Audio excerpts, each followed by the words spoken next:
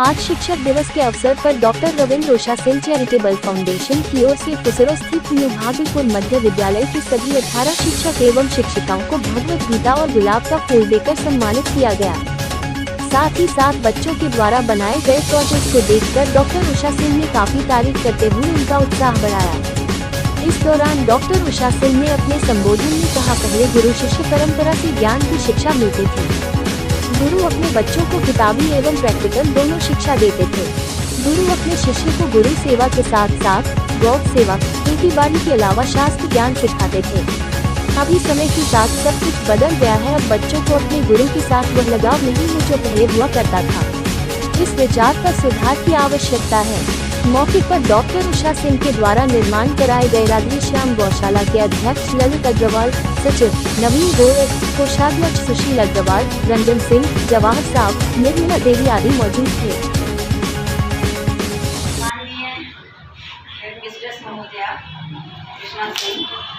हमारी प्यारी अर्चना मैडम, हमारे प्यारे ललित जी, जो कि इस विश्व में सब लोग उनको जानता है, एक अच्छे व्यवसायी समाज सेवी के रूप में।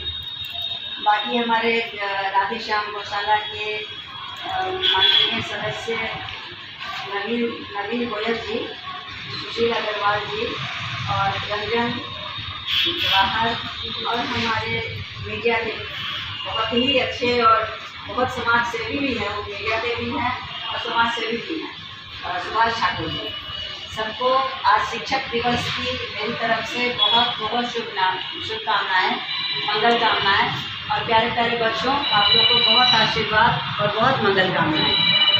तो शिक्षक दिवस हम लोग क्यों मनाते हैं आप लोग सभी जानते होंगे, लेकिन फिर से मैं आज ब्रीफ कर दे रही हूँ। शिक्षक दिवस इसलिए मनाते हैं कि 5 सितंबर को हमारे राष्ट्रपति श्री सर्वपल्ली राधाकृष्णन का जन्म हुआ। वो पहले जब आज़ादी की लड़ाई हुई थी, आज़ादी की लड़ाई से जब हम लोग स्वतंत्र हुए थे, तो पहले वो उपराष्ट्रपति के पद पर सबसे पहले उपराष्ट्रपति वही बने थे, जब राजेंद्र प्रसाद राष्ट्रपति बने, और दूसरी बार वो राष्ट्रपति बने। तो जब से वो राष्ट्रपति बने 1962 से, तब से वो अपने जन्म दिवस को शिक्षकों के नाम से वो समर्पित कर दी। वजह ये था कि वो खुद ही बहुत ही अच्छे शिक्षक थे और बहुत विद्वान आदमी। वो इतने विद्वान थे कि 18 साल की उम्र में ही भागवत पर वो बहुत बड़ा रिसर्च करके एक बुक लिखे थे। वो रिसर्च बुक था, भागवत तो भगवान कृष्ण की वाणी है, लेकिन रिसर्च बुक था।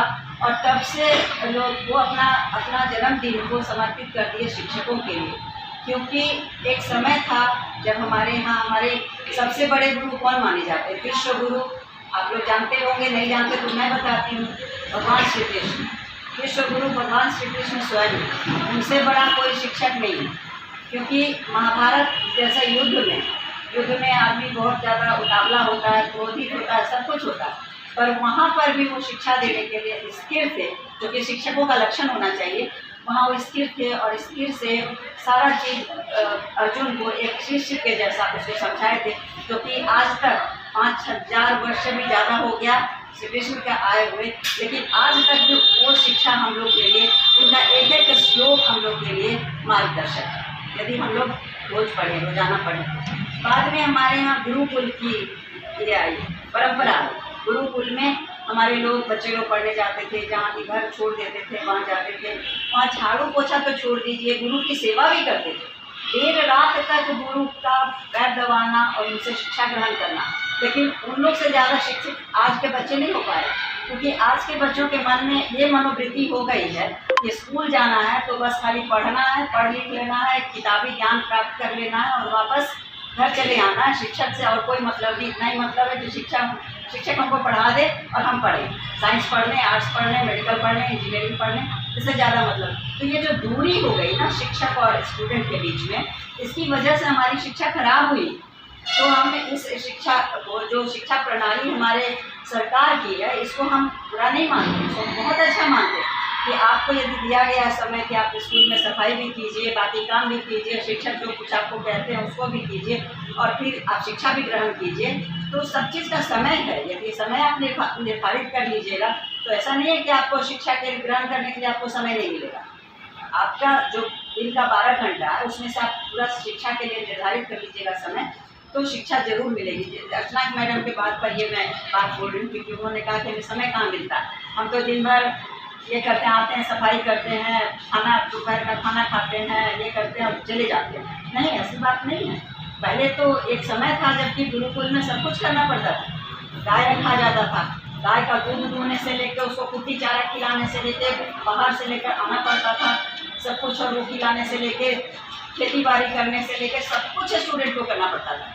और तब जो वो तैयार होते थे ना, वो असली स्टूडेंट, असली संस्कारवान भारतीय छात्र तैयार होते थे। और वो लोग क्या नहीं करते थे, वेद वही लोग लिखे, कुरान वही लोग लिखे। आज तक अब है किसी को इतनी शिक्षा किसी के पास है तो इतना बड़ा ग्रंथ लिख सके, महाकाव्य लिख सके, जो तुलसीदास जैसा रामायण लिख सके, वाल्मीकि जैसा रामायण? नहीं है। क्यों नहीं है? क्योंकि गुरु शिष्य परंपरा खत्म हो गया। अब लोग बस इतना ही समझते हैं कि घर से टिफिन लेकर जाओ या स्कूल में खाना खा, मास्टर पढ़ा दिया, पीछे में शिकायत करो। नहीं, ये नहीं है। टीचर बहुत महान होते हैं। हम लोग जिस तरह से घर बनाते हैं, तो चाहे जितना भी मंजिला घर बना लें, उसका नींव यदि मजबूत नहीं है तो हम ऊंचाई तक नहीं जा सकते। तो नींव मजबूत करने वाला यहाँ कौन है? यहाँ टीचर है। सबसे पहला ईंट और पहला सीमेंट लगाने वाला, कथा कथा पढ़ाने वाला प्राइमरी स्कूल का टीचर है। बहुत पूजनीय है। उस समय आपको बोलने नहीं आता है ठीक से, शब्द का उच्चारण नहीं कर सकते, वाक्य नहीं बोल सकते, उस समय कितना मेहनत लगता है टीचर को पढ़ाने में। तो पहला नींव और पहला नींव देने वाला प्राइमरी स्कूल का टीचर है। तो उसकी बहुत ज़्यादा उसका सम्मान होना चाहिए। स्टूडेंट्स के अंदर में भी और उनके अभिभावकों के बीच में भी टीचर्स का बहुत सम्मान होना चाहिए। एक समय था कि कोई भी टीचर यदि गुजरता था रास्ते से, तो जो भी बड़ा बुजुर्ग लोग भी जाते जाते प्रणाम सर, प्रणाम मैडम करते हुए ही जाते थे। भले वो बुजुर्ग हैं, लेकिन वो जानते थे यही मेरे बच्चों को शिक्षा दे रहा है। तो ये शिक्षा देने वाला शिक्षक है, उसको हम कहीं भी अपमानित नहीं कर सकते, उनको सम्मान करेंगे। तो वो चीज़, वो परंपरा अभी थोड़ी थोड़ी खत्म हुई है, जिसको कि हम लोग चाहेंगे कि इसको हम लोग फिर से वापस लाएँ। तो स्कूल के शिक्षक का सम्मान करना, वो जितना बताते हैं उतना अच्छे से पढ़ना। यदि ना पढ़ पाए, यहाँ नहीं पढ़ पाए, तो घर में भी स्वाध्याय भी बहुत बड़ी चीज़ है। स्वाध्याय करना, खुद से भी पढ़ के आगे बढ़ना। और रही बात डॉक्टर बनने की, इंजीनियर बनने की और सब चीज़, ठीक है, वो तो धीरे धीरे बाद की बात है। वो आदमी को जिसके डेस्टिनी में जो लिखा रहता है अपने आप समझ में आता है कि उनको क्या करना है। लेकिन पहला है प्राइमरी शिक्षा बहुत अच्छे से होना, संस्कारवान बनना। स्कूल में आकर शिक्षक, कभी कोई शिक्षक नहीं चाहेगा कि मेरा बच्चा संस्कारवान नहीं रहे, मेरा बच्चा चोरी करे, मेरा बच्चा गलत बात करे, झूठ बोले, किसी का कोई चीज़ मतलब किसी को हानि करे, किसी को दुख पहुंचाए, ऐसा कोई टीचर कभी नहीं चाहेगा। लेकिन बच्चे सीख जाते हैं अपने आप, पता नहीं कहाँ से, है ना? सीखते हैं ना आप लोग, अपने आप सीखिए। नहीं, उसको नहीं, हमेशा ध्यान दीजिए कि हमारे शिक्षक जो कुछ भी सिखा रहे हैं वो आपके लिए सिखा रहे हैं। हम लोग भी आप लोग जैसे, बल्कि इससे भी सर, जैसे बोले ना घोड़ा पर बैठ के पढ़ते थे, तो वैसे ही उसी तरह के स्कूल से हम लोग भी पास किए। ऐसी बात नहीं है कि हम लोग बहुत बड़े स्कूल से, चाहे कोई इंग्लिश मीडियम स्कूल से, हम तो नहीं लाइक करते इंग्लिश मीडियम स्कूल। ठीक है, इंग्लिश मीडियम स्कूल है, आज के डेट में चला दिया है, और वो हम नहीं लाइक करते। हम हिंदी मीडियम स्कूल लाइक करते हैं, क्योंकि हमारी सभ्यता इसमें है, हमारी संस्कृति इसमें है। हमारे टीचर्स लोग कितने साधारण से आते हैं, कोई फैशन नहीं, कुछ नहीं, बिल्कुल अपना एक सुसंस्कृत होके आते हैं, अपने इसमें आते हैं, जो हमारा पहनावा है उसमें आते हैं।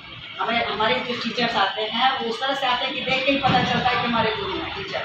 तो हिंदी मीडियम स्कूल और सरकारी स्कूल बुरा नहीं है, बशर्ते कि आप लोग स्वयं भी मेहनत करिए। और आज शिक्षक दिवस है, आज हम तो खास करके शिक्षकों का बहुत सम्मान करते हैं, क्योंकि कहीं ना कहीं से कोई ना कोई टीचर का ही मेरे अंदर में संस्कार भरा कि हम बहुत गांव देहात से, बहुत छोटे गांव से, विलेज से पढ़ के हम यहाँ तक इस ऊंचाई तक पहुँचे हैं। वो किसी न किसी शिक्षक का ही है। अब तो इतना डिटेल में कहने का मौका नहीं है, समय नहीं है, लेकिन कभी आप लोग को स्टोरी बताएंगे कि बहुत ही मतलब ऐसे गांव से कि 7th के बाद पढ़ाई नहीं होती, वैसे गांव से पढ़ के निकले, तो किसी न किसी का तो दिया हुआ होगा ज्ञान, कोई ना कोई तो उनको संस्कार दिया होगा। बच्चों को क्या पता होता है कि क्या करना है। तो शिक्षक की बहुत आदर करना चाहिए, सम्मान करना चाहिए। सिर्फ 5 सितंबर को नहीं, बल्कि पूरे ईयर टीचर्स का बात मानना चाहिए। हम ये बच्चों को बोलेंगे, और अपने यहाँ जो पढ़िए सो पढ़िए, स्वाध्याय भी करिए, और कभी कंप्लेन मत करिए कि हमको झाड़ू करना पड़ रहा है, हमको कुछ करना पड़ रहा है। यदि आपको झाड़ू करना पड़ रहा है तो अच्छी बात है, आप अपने मंदिर की सफाई कर रहे हैं, आप जहाँ पढ़ने आए हो क्या है, विद्या का मंदिर है ना, तो विद्या के मंदिर का सफाई कर रहे हैं, इसमें कौन सा गलत है? वो तो आधा घंटा का काम है। इतने बच्चे यदि एक लाइन से सब लग जाए, कोई इधर उधर ना भागे, तब तो इतना बड़ा स्कूल तो तुरंत साफ हो जाए, समय नहीं लगे। तो वो कोई हानि का बात नहीं है, वो बहुत अच्छी बात है। और आप लोग सब अच्छे से मन लगाकर पढ़िए और टीचर्स को सम्मान दीजिए। मेरी तरफ से तो खैर हम तो बहुत सम्मान करते हैं टीचर्स का, बहुत ज़्यादा सम्मान करते हैं, क्योंकि कुछ भी आज हम बने हुए हैं तो टीचर्स के ही बदौलत बने हुए हैं, बहुत करते हैं। और हम आज आप लोग से यही निवेदन करते हैं कि टीचर्स का सम्मान करिए, कभी कंप्लेन मत करिए कि आप लोग हम लोग से ये काम कराते वो काम कराते, तो हम लोग कैसे करें। नहीं, वो तो ज़रूरी है, मस्ट है। थैंक यू सो मच बच्चों, आप लोग ध्यान रखिए।